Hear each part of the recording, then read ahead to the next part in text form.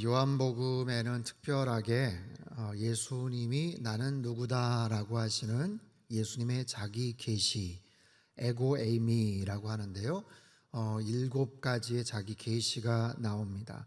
마태, 마가, 누가복음에는 나오지 않지만 특별히 사도 요한을 통해서 예수님은 어떤 분이시다라는 말씀이 7번에 걸쳐서 특별하게 언급이 돼요. 나는 생명의 떡이다. 나는 세상의 빛이다. 나는 양의 문이다.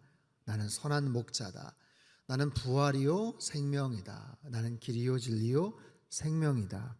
오늘 나눌 말씀, 나는 참 포도나무다. 나는 포도나무다. 그리고 너희는 가지다. 이 모든 것은 다 생명과 연관이 되어 있죠. 생명의 근원 되시는 그분 안에서 우리가 어떤 관계를 맺으며 살아가야 될지를 우리에게 가르쳐 주고 계셔요. 나는 참 포도나무고 너희는 가지다 라고 말씀을 하세요. 여러분, 나무와 가지와의 관계를 한번 생각해 보십시오. 3가지 종류의 가지가 있죠. 나무에서 떨어져 나간 가지가 있습니다. 붙어 있기는 한데 아슬아슬한 거예요. 뭔가 불안하고 잘못하면 잘라버려야 되지 않을까 싶은 그런 가지가 있어요. 3번째는 아주 튼실한 그런 가지, 잘 붙어 있어서 열매를 주렁주렁 맺는 그런 유형의 가지가 있습니다. 가지는요, 나무에 붙어 있는 것이 굉장히 중요하죠. 떨어져 버리면 쓸모가 없습니다. 아니, 붙어 있더라도 건강하지 못하면 소용이 없는 것이죠. 오늘 본문은 일종의 비유입니다. 비유를 통해서 전하고자 하시는 중심된 메시지가 있어요. 여러분, 가지가 자기 스스로 떨어지고 싶다고 해서 떨어질 수 있는 것은 아니잖아요. 내가 좀 더 가까이 붙어 있어야 되겠다, 그럴 수 있는 것은 아니에요. 이 비유를 통해서 특별히 강조하시려는 것은 나무와 가지와의 상관, 관계이죠. 건강하게 잘 붙어 있는가, 그렇지 못한가. 열매를 튼실하게 맺는 그런 가지인가, 아니면 그렇지 않은 가지인가. 그 차이는 뭔가, 거기에 대한 결과는 어떤 것인지 우리에게 가르쳐 주셔요. 오늘 본문에서 가장 핵심적인 단어가 4절에 나옵니다. 4절 말씀을 우리 같이 한번 읽겠습니다. 시작. 내 안에 거하라. 나도 너희 안에 거하리라.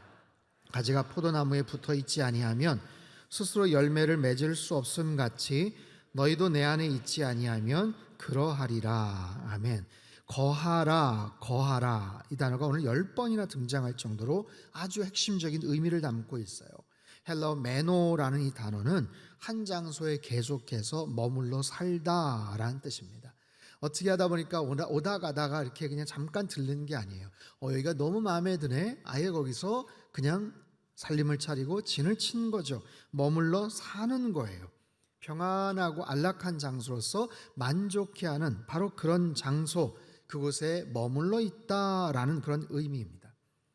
여러분, 포도나무의 최대의 사명은 열매를 많이 맺는 것입니다. 팔레스틴 지역이나 지중해 연안, 그리고 우리나라에서도 흔히 볼 수 있는 이 포도나무, 여러분 굉장히 줄기가 가늘게 되어 있어요. 나무 자체가 이렇게 반듯하지 않습니다. 그래서 어떤 특정한 목재나 아니면 가구재로 이렇게 사용을 할 수가 없어요. 장식재로도 사용할 수 없어요. 포도나무에게 있어서 최대의 정말 역할과 목적, 기능은 열매를 많이 맺는 거예요. 달고 상큼한 굵직한 포도 열매를 주렁주렁 맺는 것이 최대의 사명이죠. 근데 그 포도 열매는, 그 가지가 나무에 잘 붙어 있지 않으면 이것은 어려운 거예요. 열매를 기대할 수가 없습니다. 열매를 기대할 수 없는 나무. 5절 말씀 같이 한번 읽죠. 시작. 나는 포도나무요 너희는 가지라. 그가 내 안에 내가 그 안에 거하면 사람이 열매를 많이 맺나니 나를 떠나서는 너희가 아무것도 할 수 없음이니라. 열매를 많이 맺을 수 있는데, 하지만 나무를 떠난 가지는 열매를 맺을 수가 없다.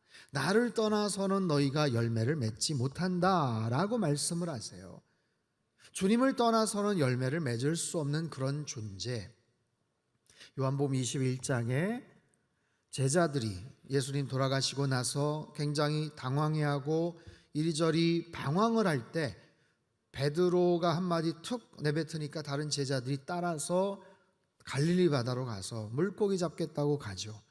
그래서 밤새도록, 왜 그날따라 그렇게 고기가 안 잡혔는지 몰라요. 그리고 굳이 그날따라 거기 가서 고기 잡겠다고 그렇게 나섰는지도 참 의문입니다만, 3년 동안 떠나 있었다고는 하지만 그 지역에서 잔뼈가 굵었던 어부들인데 어떻게 그렇게 물고기가 잡히질 않는 거예요.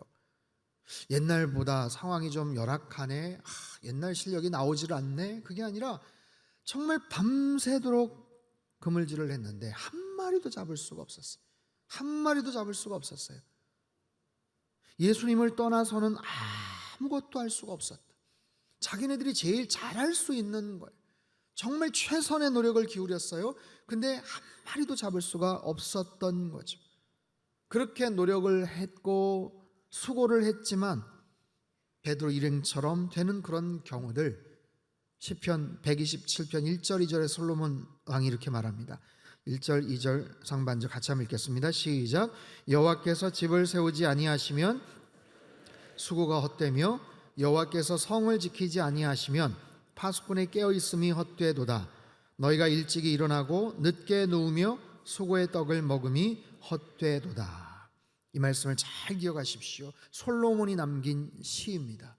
누구보다도 이스라엘의 성전과 자기의 왕궁을 짓기 위해서 노력을 했고 많은 돈과 명예와 부족함이 없었던 솔로몬이에요. 그 어느 때보다도 막강한 군사력을 갖고 있었던 솔로몬, 그 왕국이에요. 하지만 하나님이 성을 세우지 않고 하나님이 성을 지키지 않고 집을 세워주시지 않으면 모든 것이 소용이 없더라. 너희가 일찍이 일어나서 늦게까지 수고하는 모든 것들이 다 헛되다라는 아주 귀한 교훈을 남기죠. 여러분, 성경에는 수없이 많은 이런 이야기들이 소개가 됩니다. 수많은 사람들이 소개가 돼요. 하지만 자기의 힘과 능력과 지혜만을 믿고 뭔가를 수고하고 애를 썼지만 정말 허사로 끝나는 일들, 불행한 인생으로 막을 내리는 그런 인생들을 소개를 하는 반면, 연약하고 보잘것없고 부족해 보이지만 하나님만을 철저하게 의지했을 때 그들의 인생이 어떻게 승승장구하고 형통하게 펼쳐지는가 우리에게 가르쳐주고 보여주고 계시죠. 죄를 지은 인간은, 아담과 하와는 하나님 없이 뭔가를 만들었어요. 그것이 뭡니까? 치마옷이죠. 나뭇잎 옷이에요. 나뭇잎으로 만든 엉성한 그런 치마옷, 하나님 없이 만들었지만 얼마나 보잘것없고 얼마나 허접하고 연약한 그런 결과물입니까? 바벨탑 사건 어떻습니까? 교만해졌어요.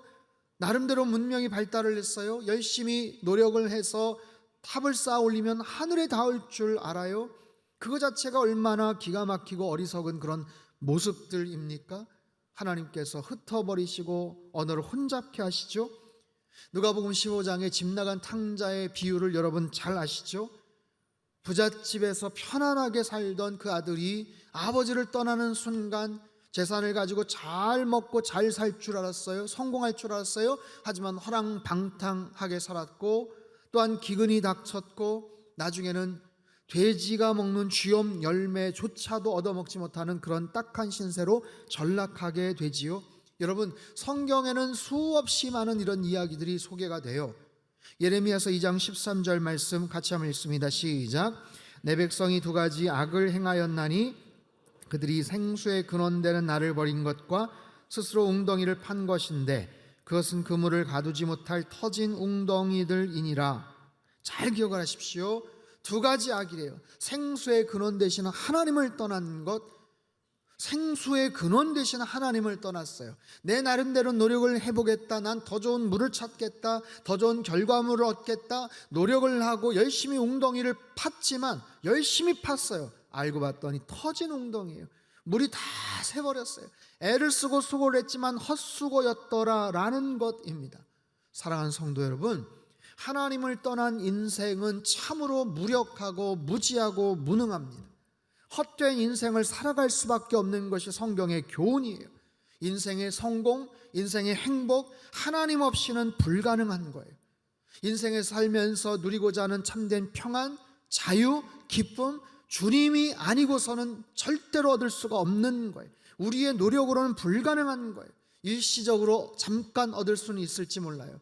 헛된 그런 욕망에 사로잡혀서 잠깐의 기쁨이나 쾌락을 얻을 수 있을지는 몰라요. 하지만 참된 평강이나 기쁨이나 자유나 주님 안에서 주시는 정말 온전한 그런 만족감을 우리는 주님이 아니고선 누릴 수가 없어요. 하나님을 떠나서는 아무것도 아닙니다. 여러분, 하나님을 떠나서는 아무것도 아닌 그런 존재라는 사실을 꼭 기억하십시오. 한번 따라해 볼까요? 하나님을 떠나서는 아무것도 아닙니다. 그 사실을 늘 여러분 기억하며 사시기를 바랍니다. 더 중요한 것은요, 하나님을 떠난 인생은 열매를 맺고 안 맺고의 문제가 아니라 떨어져 나간 가지들의 비참한 종말에 대해서 오늘 본문은 이야기합니다. 6절 말씀 같이 읽죠. 시작. 사람이 내 안에 거하지 아니하면 가지처럼 밖에 버려져 마르나니 사람들이 그것을 모아다가 사르느니라. 사람이 내 안에 거하지 않으면 가지처럼 밖에 버려지고요, 마른다라는 거예요. 여러분, 그 나무가 어떤 나무이든 떨어져 나간 가지는 금방 말라버립니다. 말라버려요. 서서히 말라가요. 하나님과의 온전한 관계를 누리지 못하면 우리의 영혼이 서서히 말라갑니다. 내가 어떤 세상의 만족과 세상에서 자랑할 수 있는 부러워할 만한 조건으로 우리가 살아간다고 해도 하나님과의 관계가 멀어지면 서서히 말라가는 거예요. 그리고 그런 존재들을 모아다가 불에 던져 사른다. 무서운 거죠. 하나님 없이 잘 사는 줄 알았어요. 죄를 지었지만 벌을 받지 않아요. 심판이 없는 것 같아요. 그래서 죄가 주는 쾌락 속에서 희낙낙할 수 있고, 봐라 아무 일도 없지 않냐 라고 하지만 서서히 그의 심령은, 그의 마음은 말라가고 그렇게 모아진 채 나중에는 심판을 받는다. 가지들을 모으기까지 시간이 있는 거예요. 시간이 필요한 거예요. 농부가 기다리는 중이에요. 하나님을 떠난 인생, 나무에서 떨어진 가지의 운명은 단순히 열매를 맺느냐 못 맺느냐의 문제가 아니라, 역할을 하느냐 못하느냐의 문제가 아니라 심판을 당하게 된다. 사랑하는 성도 여러분, 열매를 맺지 못한다라는 것은 하나의 결과예요. 그것으로 인해서 또 다른 결과, 심판을 당해요. 하지만 더 중요한 것은 그 시작점입니다. 열매를 맺지 못했기 때문에 그 순간부터가 아니라 이미 가지에서, 나무에서 떨어져 나간 순간서부터 문제는 시작이 돼요. 여러분, 탕자가 허랑방탕을 하고 자신의 아버지께 물려받은 유산을 다 탕진을 했기 때문에 죄를 지은 것이 아니라 아예 처음부터 아버지를 떠나려고 하는 것 자체서부터 죄가 시작이 되는 거예요. 여러분, 오늘 이 말씀 속에서 우리들은 예수님의 마음을 우리는 충분히 느끼셔야 됩니다. 경고를 하시는 게 아니에요. 너희들 똑바로 살아, 열매 제대로 맺어야 돼, 잔혹한 농부의 그런 이미지가 아닙니다. 이 안에 담겨져 있는 예수님의 안타까워하시는 마음을 우리는 읽을 수 있어야 돼요. 떨어져 나갈 때 비참한 종말이 무엇인지를 아세요. 나무를 떨어져 나간 줄기의 비극적 결과를 아세요. 그렇기 때문에 너희들은 어떻게든지 붙어 있어야 된다라는 거예요. 너희가 내 안에 거하듯이 나도 너희 안에 거하기를 원한다라는 사랑의 마음, 즉 이런 뜻이에요. 내 안에 머물러 있어라. 그러면 나도 너희 안에 머물러 있을 것이다. 여러분, 이 말씀은 조건절이 아니에요. 네가 먼저 사과해야 내가 용서할게, 네가 먼저 행동해야 내가 움직일게, 약속시킬게, 이게 아니에요. 오히려 이 말씀은 나로 하여금 너희 안에 머물 수 있게 해라 라는 청유적인 호소입니다. 내 사랑이 너희 안에 머물 수 있게끔 해라. 내가 너희 안에 머물고 싶다. 지속적으로 좋은 관계를 유지하고 싶다. 하나님께 나아가는 자들, 주님과의 특별한 관계를 맺는 자들, 그 한 사람 한 사람과 좋은 관계를 맺기를 원하시는 주님의 마음을 우린 읽을 수 있어야 돼요. 오래전에 최일도 목사님이 시를 한 편 멋있게 쓰셨어요. 내 안에 그대 머물듯, 사모님을 향한 그런 시인 것 같은데 시의 내용을 잠깐 소개하겠습니다. 내 안에 그대 머물듯 그대 안에 나 있기 원하오. 내 마음은 그대의 영원한 집이라오. 그대의 영광처럼 그대의 약함도 소중한 그대의 영토라오. 그대 품에 안기듯 나 그대를 안음은 내 안에 그대 머물듯 그대 안에 나 있기를 원하기 때문이니 사랑하는 이여, 사랑하는 이여. 참 멋진 시죠. 내 마음속에 그대가 있는 것처럼, 내 마음 가운데 그대가 있는 것처럼 그대 마음 가운데 내가 항상 머물기를 원한다. 이게 바로 주님의 마음이에요. 사랑하는 성도 여러분, 한 주간 여러분 주님과 어떤 관계를 유지하고 사셨어요? 내가 주님 안에 더 가까이 머물기를 원하시는 어떤 노력과 어떤 시간적인 투자와 그런 시간들 여러분 혹시 보내셨습니까? 주님 안에 더 가까이 머물기를 원하는 마음, 아니 그 관계가 혹시 소원해지거나 혹시 멀어지면 안 되지라고 생각하는 그런 마음들이 혹시 있으셨어요?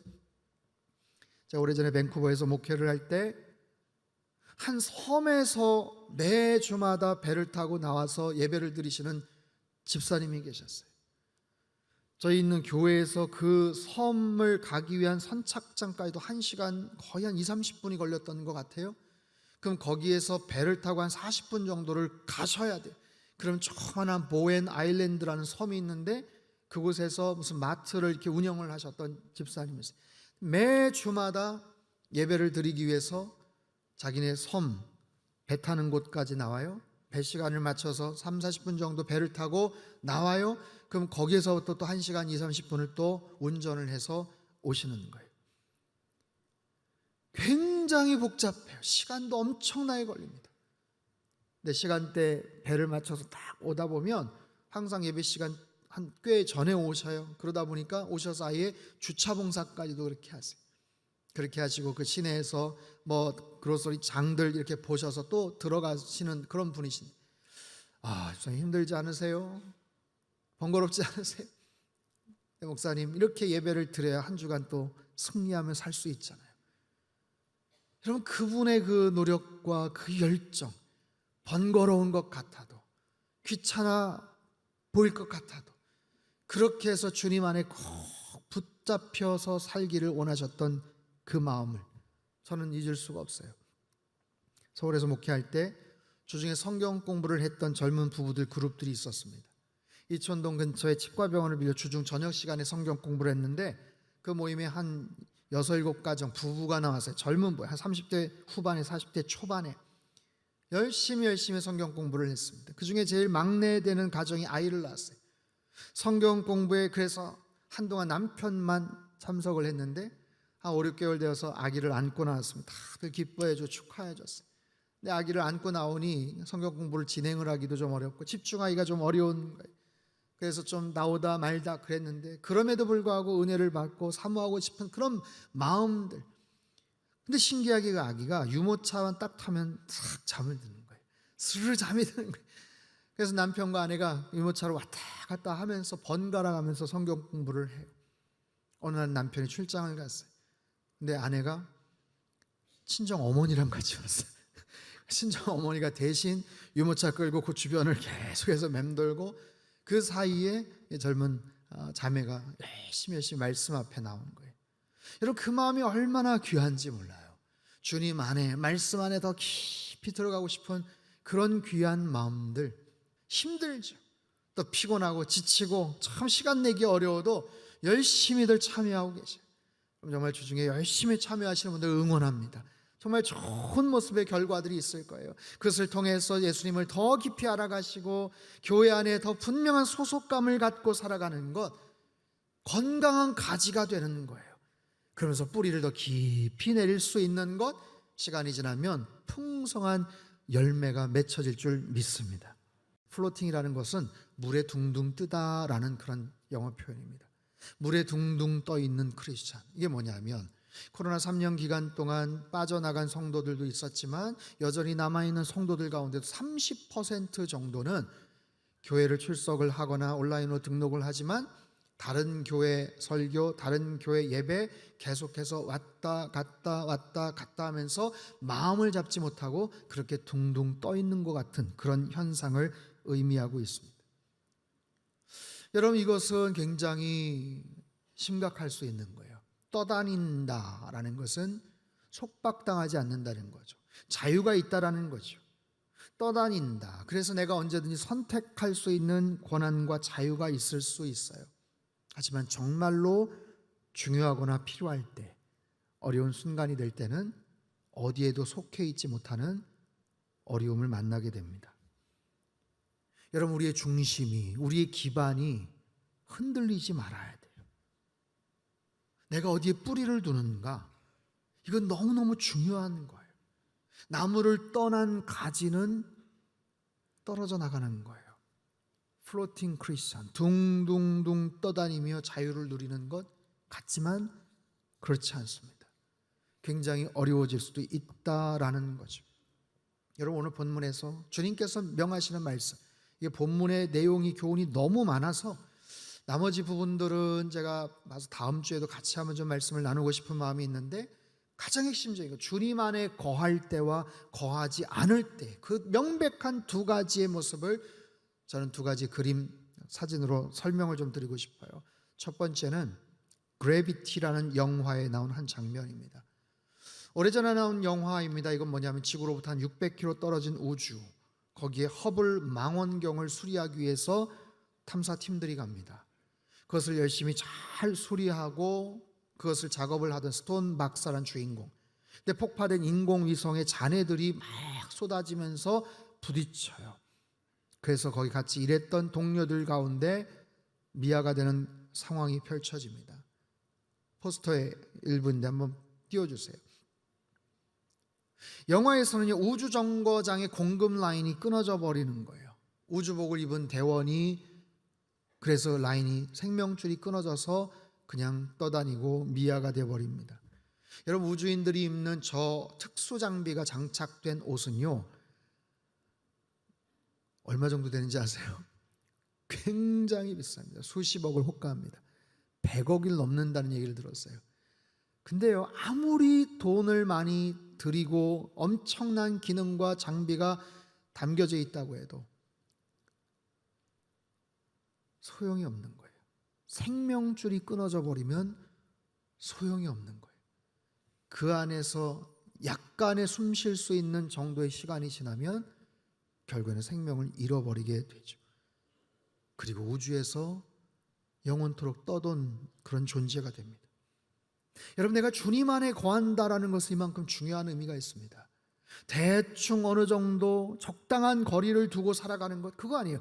나는 포도나무여 너희는 가지다. 내 안에 거하라. 온전하게 머물라라는 거예요. 여기저기 둥둥 떠다니며 내가 마음대로 언제든지 입맛에 맞게 선택할 수 있는, 그게 아니라 확실하게 뿌리를 내리는 것. 또 하나의 그림, 삿갓 쪽의 그림입니다. 언제 한번 보여드린 것 같아요. 여러분, 삿갓 쪽에는 바위나 배 밑창에 붙어 삽니다. 보잘것없는 그런 그냥 하나의 조개예요. 근데 그 조개가 갖고 있는 접착력이라는 것은 대단합니다. 과학자들이 실험을 했어요. 어떻게 어떤 성분이 여기서 나오길래 도대체 떨어지질 않는가?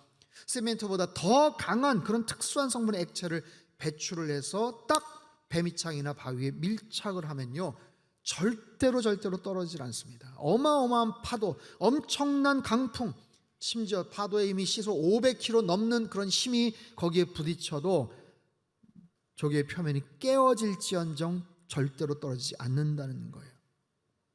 여러분, 이 두 가지 그림을 머릿속에 잘 기억해 두십시오. 사랑하는 성도 여러분, 언제나 우리는 주님 안에 아주 견고하게 꼭 붙잡힌 바 되어서 그렇게 살아가야 돼요. 나의 영적인 상태를 한번 들여다보십시오. 여러분은 어떻습니까? 주님과의 관계는 어떻습니까? 주님과의 거리는 어떻습니까? 주님과 얼마나 가까운 모습으로 밀착되어 살아가고 있습니까? 내가 흔들리거나 어려움을 겪어도 걱정하지 않을 정도의 분명한 주님과의 그런 관계들을 유지하고 계십니까? 나를 위해서 중보하고 기도해주고 같이 뭔가를 걱정해줄 그런 믿음의 동역자들이 계십니까? 살면서 힘든 일을 겪지 않는 사람이 어디 있겠어요? 어떤 유혹과 시험이 다가와도 이 모든 문제들을 끝까지 버티고 견딜 수 있는 주님과의 온전한 관계, 주님과의 확실한 그런 친밀함을 날마다 누리며 살아가시길 주님의 이름으로 축복합니다.